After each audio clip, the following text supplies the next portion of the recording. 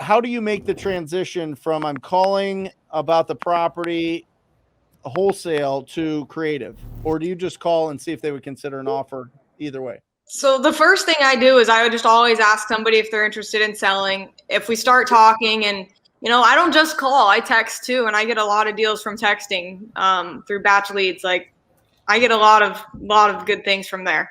Yep. So and I know texting is going to start going away, so still sticking to my TTP, but like when I call people, the first thing I say is, are you interested in selling your property? If they say yes, I try and get a number out of them. And if I just instantly know that the number's too high and I know the condition of the property is good, I'll say, well, have you thought about selling it on terms? And most of the time they're like, well, what's that? Like, I've never heard of that. And they're like, is that a land contract? A lot of people, old people and Midwest people know what land contracts are. So essentially I just say, well, it'd be me, giving you a higher purchase price than maybe you want or than you're asking for. And we'd put together terms that work for the both of us. I'll give you a down payment, and a monthly payment. So you're not going to have to rent the property out anymore. You won't have to deal with taxes. You won't have to deal with insurance.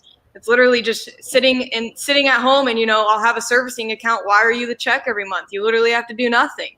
And on top of it, I'll go and remodel your place. So things need done to it, you're going to have a brand new property essentially.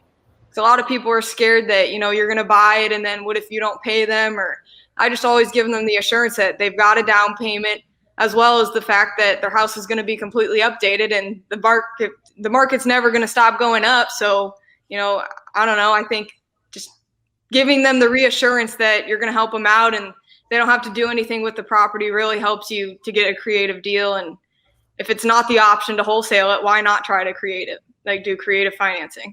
And then wholesale it. Yeah, exactly. And some of them like to pace, yes. Oh, no, wait. I want you to keep a lot of them too. I just want for the audience, like Katie, I want nothing more than you to own 100 properties. I'm just saying for the audience, a lot of people forget, like you get all these people ask, how are you making money on creative deals if you're paying full price? We don't care about the price. We care about the ability to cash flow, right? And if you have a house that's making $5,000 a month, do I care that I paid full retail for it? The answer is no, I don't. Now, the average deal that we buy, we are buying at 87 cents on the dollar on our seller carries. It's just that sometimes you hear our stories and those are the only ones that really ring true in people's brain of like, oh, they're paying over retail. We tell these stories just to prove a point, is that you can pay over retail and still get the deal done if the terms, the interest rate, the down payment, those types of things are structured properly. And, Katie's been doing that over a year, so it makes sense. She will wholesale 70% of them, keep the other 30%. And then at some point it will flip-flop. She'll keep 70% of them and wholesale 30% of them. And at some point she'll go, I'm not going to wholesale these anymore. Like that condo I bought in Pace East in Mesa. Yes. That was from just a different seller. And he told me what he wanted. It wasn't enough for a flip, but we put probably like 10 to 15K of money into this house. Like redid every bathroom, all new floors, all new paint, kitchen. And then we rented it out, but that's because we're making like $700 a month off of it. So it just made sense. And the seller, we didn't pay full price. Like the condo's worth over 200K now, and we paid like 130.